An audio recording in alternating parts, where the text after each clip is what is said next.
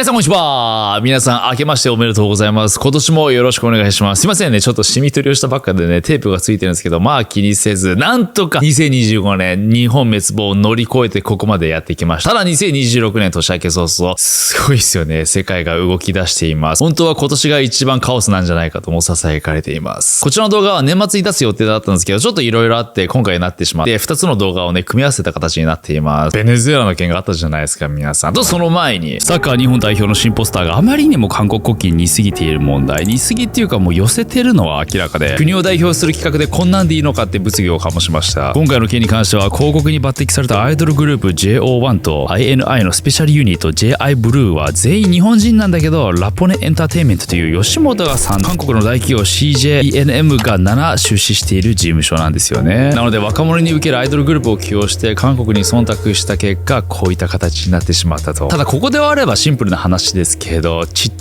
皆さん今回のこの問題そんな単純なものではないかもしれない。なんと日本のエンターテインメントはずっと昔から外国に忖度と言いますか、まあね、外国に優勢になるような勢力が日本には存在しているのかもしれないです。例えば2002年日韓ワールドカップ、日本と韓国の共同で行った大会、実はインフラ面でも交通網、都市機能としても日本単独開催が濃厚だったんですけど、アジア初の開催国ということもあり、韓国はどうしても譲れなかったのか、ロビー活動をして韓国との共同開催に持っていったんです。それだけでなく東京オリンピックの時もチケット抽選サイトのソースコードに大量の韓国語が見つかったこともあり、韓国の下請け会社に依頼したんじゃないかとちょっと問題視されたんですね。もちろんこれはあくまで推測で、その韓国のソースコードをそのままコピペして使ったみたいなことはあるらしいので、ただ疑っちゃうのも仕方なく、というのも政治家の中でも外国に有利になる働かせようとする人がいて、ちなみに日韓ワールドカップの共同開催の流れに持っていったのは元ある首相のタイミングで、その方就任時に初めて日本軍の慰安婦問題について国会で謝罪をしているんです。1993年のコロナ談話という慰安婦への日本政府正式声明の謝罪も同じ首相です。おっ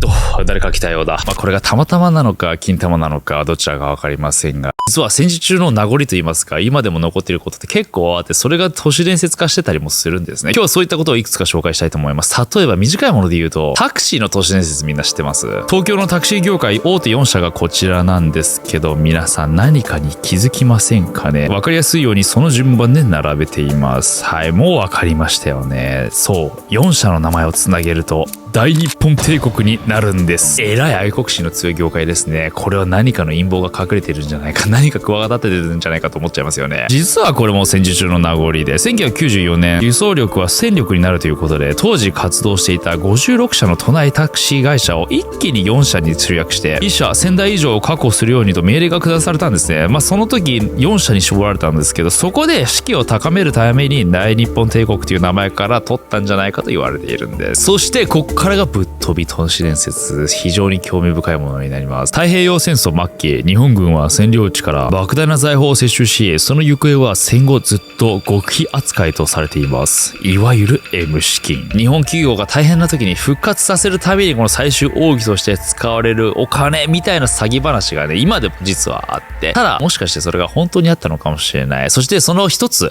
隠れる場所として使われている一つの場所がフィリピン。日本軍が東南アジアから集めた黄金を山下智之大将が埋めたとされる山下財宝。しかし日本が敗戦したことでその場所は闇の中へ。戦後アメリカやフィリピンはこの財宝の行方を探っていたことが戦犯尋問の記録にも出てくるそうで、ただ未だ見つかってないんですよ、もちろんこの財宝。さらにやばい話が、なんとこの財宝をある方が30年間も守っていたとされているんです。その人物が太平洋戦争後、まだ戦争が終わっていないと信じ、フィリピンのルバング島に30年間潜伏していた小野田少尉。まさかの展開。実際どうなのか、点と線をつなげてテントを作っていきましょう。戦争末期、大蔵省が鋳造したとされる超レアな丸福金貨という金貨があります。合計2万5000枚鋳造されたと言われ、そのうち数百枚は実際にフィリピンで発見されています。じゃあ残り2万4000枚はどこへ行ったのか。もちろん行方不明なんですけど、なんと総額数兆円だとも言われています。一説では日本の右翼勢力の大物だった笹川良一や児玉義雄などが戦後その財宝の一部を利用して政財界で活躍したとも言われています。ではなぜ小野田さんがその財宝を守っていたと囁かれているのか。1945年8月15日、太平洋戦争が終結し、そのことを知らせるビラが巻かれ、41名の日本兵が投降しました。しかし小野田さん含む4名が投降を拒否したんです。なぜなのか。それは小野田さんがかつて存在していた日本最大の秘密組織スパイ部隊陸軍中野学校の出身者だからだったんです。陸軍中野学校といえば1938年に設立されたスパイ養成組織、諜報プロパガンダ心理戦といった裏の仕事の専門家集団で、生徒数1000人以上の超エリートが中国、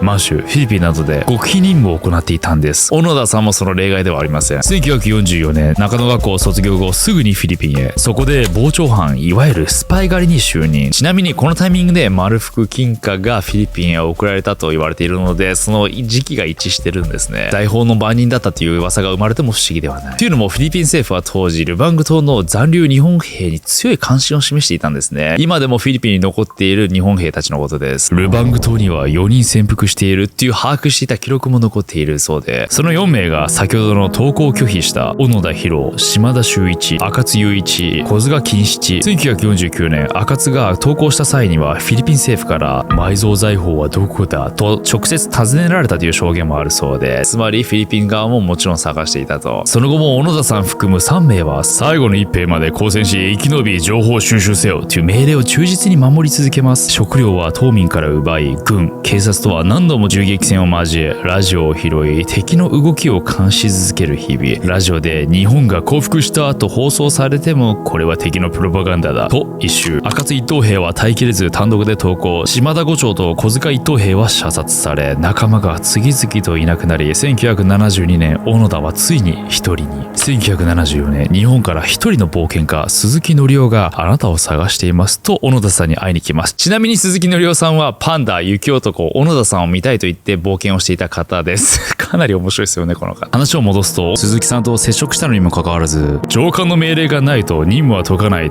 と返す小野田。その後元上官の谷口少佐がルバング島へ自ら行って直接戦争は終わったと告げ、小野田さんの30年に及ぶ任務がようやくここで終わります。気になるのは結局財宝は本当にあったのかなかったのか。フィリピン政府はずっと財宝を探していたし、日本の大物フィクサー笹川良一もルバング島にリゾート建設を計画していて、途中で計画が中止したんですけど、これがリゾートはダミーで実は埋蔵金を狙っていたのではないかと噂されているんです。さらに笹川はフィリピンのマルコス大統領と親交が深く、マルコス側が日本の埋蔵財宝の地図を探っていたという記録もあるとか。つまりこのフィリピンの財宝はある勢力によってすでに掘り起こされたのではないかという説もあるんですね。ただ実は僕の知り合いにもフィリピン政府から頼まれて埋蔵金のありかを今でも、探っているという話があるんです。本当ここ最近の話なのでまだ見つかっていないのかもしれない。ただこれね、本当にね手をつけようとするとされるという話があります。もちろんこの埋蔵金を守っていたという部分は都市伝説ファンタジーです。ただね、この小野田さんが30年間潜伏していたというのはこれはもう事実で、もうそれは尊敬に値するっていうか、もう精神力、忍耐力がもうとんでもないものですよね。しかもその最強スパイたちが実は現代でも皆さんの近くにいるかもしれない。まあそれはね、また今度話します。そして最後に年末年始、これを語らずとして終われない MRI スキャン中に雷が落雷して閉じ込められた話、そんな話は置いといて実際にだったんだけどね。2026年のエコノミスト。エコノミストはイギリスの経済誌で来年はこんな世界になるんじゃないかという提示、予言、予測が公開されるんです。今年はこちら。青と赤の2色で展開される、まさに分断された世界を表しているようですよね。ただ正直に言わせてもらいます。今回のこの表紙、だいぶストレートで、その暗号とかそういったものはもう一切ほぼないものになっています。まあ最後にその理由も述べますね。なので今回は大雑把に重要な箇所だけ抜き出します。まずはこちら、アメリカ建国250周年。まあ分かりやすく目立つ真ん中にあるアメリカ建国250周年のケーキ。ただこれよく見るとね、横からコンテナ船から飛び出るミサイルがね、ケーキをめがけているんですよ。全然その祝ってないですよね。このコンテナ船はおそらく中国で、その理由が中国は YJ18C っていう国際海上貨物輸送用っていうコンテナから発せられているコンテナ発射型ミサイルシステムを導入してて、コンテナに収納されている発射装置には4頭の発射管が装着されており、1つのコンテナから4発の巡航ミサイルを発射することができるんです。まあ他にもケーキの周りにはこの戦争、経済不安、社会的分断などがあることを見ると、祝福ムードとってよりアメリカにとって結構カオスな1年になるんじゃないかと。正常期拳手錠の組み合わせもトランプの暗殺未遂の光景を思い出させますよね。しかしこの手錠があることを見るとトランプが何らかの形に巻き込まれるのか、あるいはこの労働者のねもう自由を訴える拳にもなるんですね。これは乱高下するグラフの上にアメリカの効果のような絵がありますけど、間違いなく債券市場の危機、ドル体制の揺らぎを表しています。その鍵を握っているのが2026年5月に予定されている FRB の議長交代。トランプがね今回クビにしたいと発言した人物がいて、それがちょうどこのタイミングだと。ドルの崩壊も描かれているので、今の金融システムが崩れゆく未来を暗示しています。またその下には投票箱にバッテンが描かれているんですけど、11月にある中間選挙はもはや民主主義ではないよねっていうことを表しているそうです。また今回明らかに多いのがそこら中にあるお薬と注射のシンボル。薬は GLP-1 系の新しい原料薬が流行っているということで、GLP-1 はもともと人間の体の中にある腸から分泌されるホルモンで、 GLP-1 受容体作動薬が肥満を治療する薬として注目を浴びているんですね。代表的な薬はこのオゼンピック。オリンピックもあることから、オリンピックには誰もが参加できないけどオゼンピックには誰でも参加できる的な皮肉をこれエコノミストが実際に書いてるんですよ。しかも来年5月にはラスベガスでエンハンスゲームスというドーピングありのスポーツ競技が開催されるので、倫理的にどうなのっていうものがありつつ、もしかしてこれが僕たちの未来なのかもしれないっていう、その両方が交差してる感じ。もうそれぐらいでまとめちゃうと、今回のテーマはね、この青と赤、混乱をね起こす勢力と混乱を利用する勢力の二分化した状態を表しているようなんです。だいぶさっぱりしてるねと思うかもしれないけど、皆さんここからが本題ですよ。混乱が起きたら次は何が起きますか？管理です。 Order out of chaos。 混沌から秩序を作る。陰謀的な視点で見ると、カオスの後には必ず管理体制が働いて秩序が保たれるんです。では現代のカオスから待ち受けている導かれる先はもう皆さん分かりますよね。 AI 人類管理フェーズ。みんなチャット GPT、グロック、ジェミニーとかを生成 AI とか、相談事とかそういったものに使ってるかと思うんですけど、このエコノミストの表彰を見ても分かる通り、全ての分野でその AI が支配していくことになります。健康管理、ワクチン、薬、健康データ、遺伝子情報が一元管理されると、誰がどんな病気にどう行動するかというのが管理される。マイナンバーなんかがまさにそこですよね。金融もそうですよ。皆さん、旧来のドルシステムが崩壊することで CBDC 中央デジタル通貨への導入。戦争も全てデジタル化。ドローンやロボット、ミサイル。戦争はなのでそのドンパチとか国家間ではなく AI、金融、情報によってこれらがうまく噛み合わさってバランス取ることによって起こされます。いや怖い、何それ嫌だってなるかもしれないけど、皆さんもうその導入フェーズは始まっています。皆さんが抵抗する前にもうすでに始まっています。それがテクノロジー封建主義。昔農奴は漁師の土地で働き、その対価として地代を納めていました。では現代の僕たちはどうでしょう？ X やインスタ、Google、チャット GPT、ジェミニ、これらを無料で使っていると思っていますか？皆さんが投稿するたびに、いいねをするたびに、閲覧するたびに、そのデータという領代を漁師たちに納めているんです。そう、お金ではなく皆さんのデータが欲しいんです。そのデータをもとにアルゴリズムを構築し、皆さんに商品やサービスを提供する。彼らは土地ではなく皆が居座れるプラットフォームを作っているだけ。何かを生産しているというわけではなく、そのプラットフォームだけを作ってそれを皆さんに貸しているだけなんですよ。皆さんのものではないですよ。皆さんに貸しているだけなんです。この恐ろしいところは、支配構造に軍や警察を必要としないので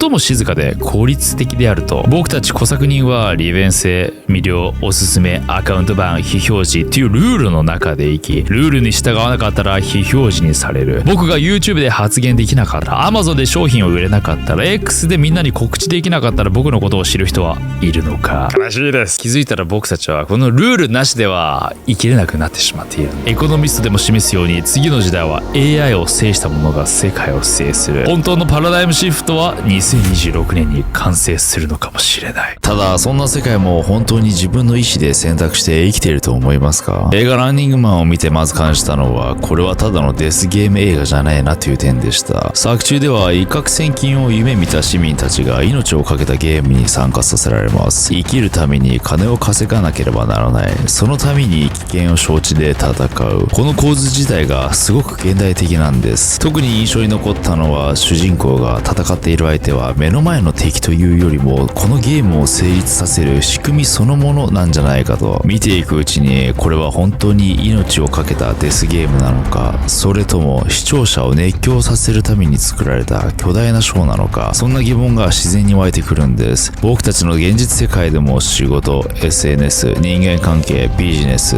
気づけばあらゆる場面で比較され競争に巻き込まれています。この映画は誰と戦っているつもりだったのか、本当の敵は何だったのか、そこを静かに問いかけてくれる作品でした。派手なアクションやスリルはもちろん見どころですが、見終わった後に自分は今どんなゲームの中にいるのかと考えさせられることがこの作品の一番の面白いポイントだと思います。映画ランニングマンは1月30日公開です。気になる方はチェックしてみてください。なんで僕このエコノミストの考察を最小限にしたのかというと、毎回その編集者に僕連絡を取るんですね。もう帰ってきた答えを包み隠さず皆さんに紹介しちゃいます。The World Ahead の表紙に隠された意味など一切ありません。ガビー。表紙に描かれている全ての要素は紙面の中に記載されている各記事に対応しているだけです。例えばギリシャの船はこれから公開される映画オデュセイアに関する記事を示しています。色にも意味はありません。今回はウォーリーを探せるようなアートスタイルを目指し色数を絞ることにしたため赤と青を選びました。円形のレイアウトは世界が球体であることを表現するためのものです。繰り返しますが隠されたメッセージはありません。未来についての示唆や予測は実際に記載されている記事の中に書かれています。表紙はあくまで中身の雰囲気を伝えるためのイラストに過ぎません。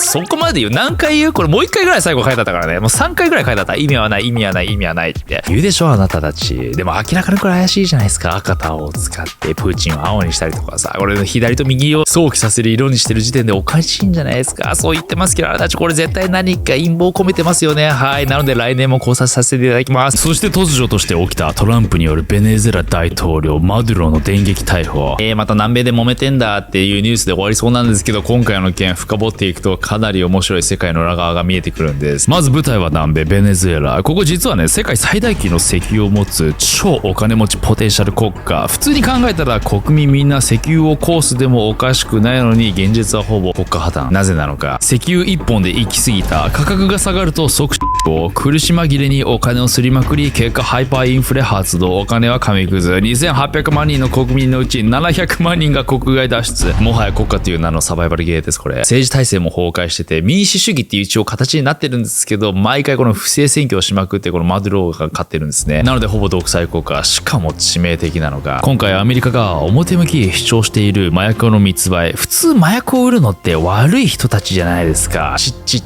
なんと大統領が関与しているそうです。ラスボスが一番悪いやつのよくあるスパイ映画の典型的パターン。ちなみに麻薬自体はベネズエラではなくおそらくコロンビアで作られていて、これも地図を見たら分かりやすいんですけど、ベネズエラは海に面しているのでベネズエラから海路を渡ってアメリカとかヨーロッパに送られていたと。そのためマディロにはね懸賞金74億円がかけられていたんです。調子に乗ってたマディロは捕まえてみろよって挑発した結果3時間で逮捕完了。当然マスメディアは大炎上。国際法違反、空爆で80人死亡。確かに正論っちゃ正論で、もしこれが許されたら力が正義の世界が完成します。いわゆるプーチンがウクライナに侵攻したこととか習近平が台湾有事に行くことを正当化しちゃうじゃんみたいな。まあ唯一決定的に違うのはマディロが本当に腐敗して不正しまくってて、彼がそもそも違法なことをしまくってた。そしてベネズエラ国内の様子、はい歓喜です。踊る人、旗を振る人、トランプにチューする人。この差は何なんですか。僕もどっちが分かんないけど批判してる人はもしかして一回ベネズエラに住んでみたら分かるのかもしれない。そもそもなんでアメリカは強行突破に走ったのか。表向きは麻薬だけどもちろんそれだけじゃないですよね。逮捕劇の数時間前、中国大使がマディロと会談していたんです。内容は麻雀していたらしいんですけど、そうベネズエラと中国はズブズブなんです。中国は石油開発、インフラ、軍事などいろいろやるから、その見返りに石油くれっていう関係性だったんですね。しかもドル建てじゃなくて人民元建て、つまりアメリカに対する対抗。もともとはこのベネズエラにある原油をアメリカとか日本の企業がね出資して開発手伝いますよって、その帰りもちろん見返りはねお金をいただきますよっていう関係性だったんですけど、途中からこのマディロとかがね国有化し始めて、その企業たちを国有化し始めて追い出しちゃったんですですよ、そういった企業。で、それでお金ももらってないからみたいな感じでみんな怒ってて、アメリカは。またマディロの逮捕で忘れちゃいけないのが、キューバ。アメリカと長年バチバチのキューバは、医師や教師をベネズエラに派遣する代わりに資源を頼りにしていたんです。つまりそれがなくなったらキューバもピンチ。そう、今回この逮捕劇が実はいろんなところに影響していくんですね。そしてこのそもそもトランプがやろうとしている大きな枠組みは何なのかというと、彼実はもう予言していたんです。それがモンロー主義。